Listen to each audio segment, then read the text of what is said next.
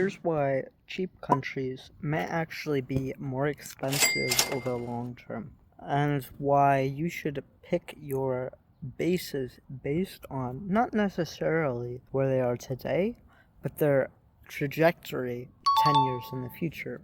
Hello and welcome back to the Travel Reports.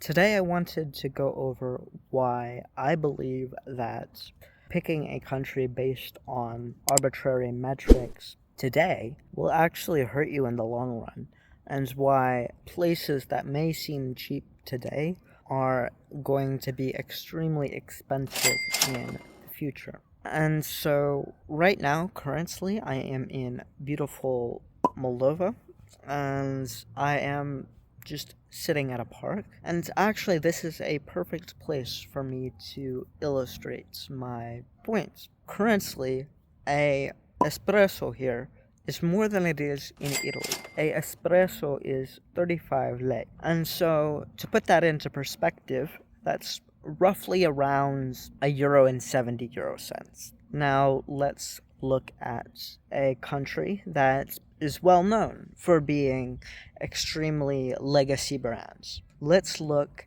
at Italy. An espresso in Italy, in even Milan, is €1.50. And so it illustrates my point that you cannot strictly base your idea around a cost around some place that is supposedly cheap today. Because 3 years ago, had you bought an apartment here in Chișinău, you would be up 300%. And yes, it is because of the war in Ukraine. However, those black swan events are exactly the reason why I say you cannot deal with these larger, cheaper countries, or these smaller, cheaper countries, as the smaller and the cheaper they are, typically the less price-setting ability they have. Now, a country like Ukraine is never going to be super expensive. Most of the production is done in country. The vast majority of things are not imported, and so they can stabilize prices, even relative to salary. But if you look at Moldova, if you look at Georgia, if you look at Armenia, these are all places that have gone up significantly in price in the last 3 years. And so, if you're looking for a place that is cheap, make sure that they can withstand price pressures, weighing them down and making potentially their inflation skyrocket. If it is mostly a domestic economy, that is where price pressure is lowest, and that is where they can keep prices low. And so, for example, the Philippines is a country that will stay relatively cheap compared to locals' income. Now, that is still expensive on a relative world scale because their incomes are so significantly low. But additionally, you still have an ability to live cheaply in the Philippines. Same in Thailand, same in Vietnam, same in China. And these all have the same qualifiers for staying cheap. They still have the same ideals towards what is making them cheap. And so that is what you should be looking at, is look at things that are able to keep price pressure low. And then additionally, look at the currency against the US dollar, especially if you are American, or the currency against the euro, because that creates extra pricing pressure. And so it's with this that you gain a significant ability to create long-lasting price savings as opposed to short-term bursts of cost saving. Now, I will say that actually this is the inverse of how I buy international real estate, which I buy where price pressure can explode. And if you are interested in my global real estate strategy, stay tuned, as I will show you exactly how I identify great deals in real estate and I buy in places where price pressure is extremely high, and I make hundreds of percents of return yearly.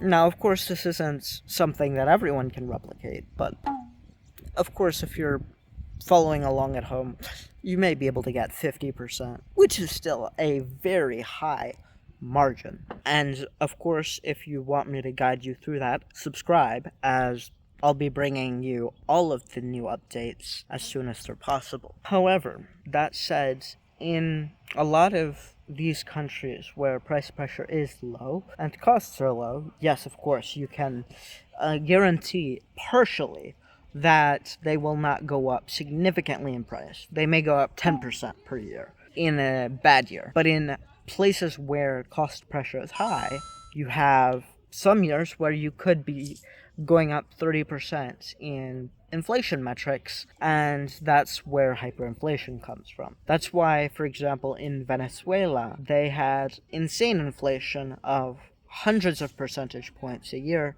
and it went into chaos. Same in Argentina. So find places where you know without a doubt they can produce locally. And then additionally, if you are looking at these metrics, it is insanely easy to look at the cost of living today and get caught up with how pricing pressure is today. If inflation is low today, why wouldn't it be low next year? And the reason why is supply chains are working well today. And especially when we see the US, one of the most independent countries in terms of agriculture, in terms of energy, stuff like this, go up in inflation so much.